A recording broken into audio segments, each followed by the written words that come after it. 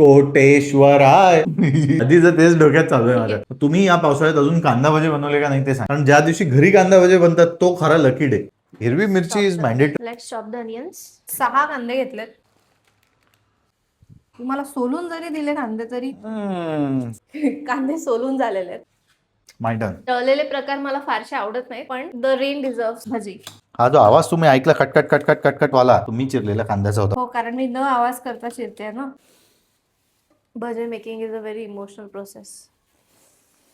हिरवी मिरची चिरून झालेली हिरवी मिरची टाकतोय, थोडंसं तिखट आणि मीठ घालून झालंय. आता आपण याला थोडा वेळ असंच ठेवू. भरपूर ओवा घाला, त्याची चव खूपच मस्त लागते. बरंच पाणी सुटलंय.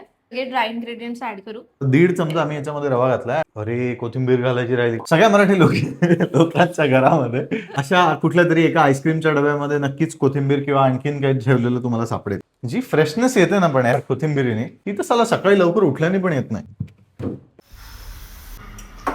Sorry guys, but I was not able to control my self.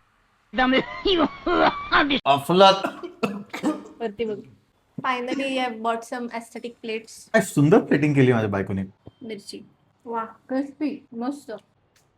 Comment करा आणि सांगा की तुम्ही या पावसाळ्यामध्ये कांदा भजी बनवले होते का नाही.